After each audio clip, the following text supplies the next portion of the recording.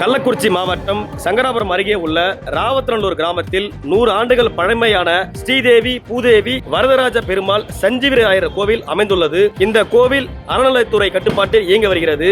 இந்த நிலையில் கோவில் புனரமைக்கும் பணி கடந்த 3 மாதமாக நடைபெற்று முடிவடைந்த நிலையில் கடந்த வாரம் கும்பாபிஷேக விழா கொடியேற்றத்துடன் தொடங்கியது.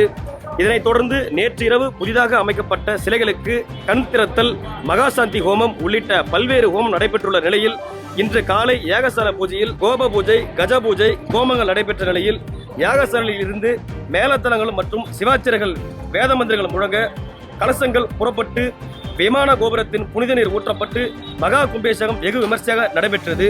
இந்த கும்பாபிஷேகத்தில் கள்ளக்குறிச்சி மாவட்ட ஆட்சியர் MS பிரசாந்த் மற்றும் ரிஷிவந்தியம் சட்டமன்ற உறுப்பினர் வசந்தம் கார்த்திகேயன் கலந்து கொண்டு சாமி தரிசனம் செய்தனர்.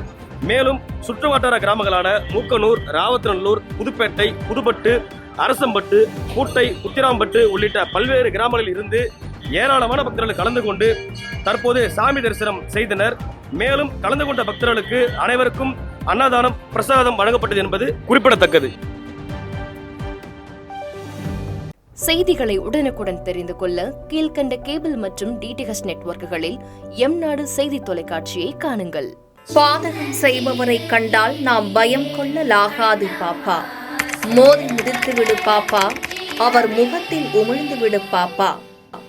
அண்மை செய்திகளை உடனுக்குடன் தெரிந்து கொள்ள இணைந்திருங்கள் எம்நாடு தொலைக்காட்சியுடன்.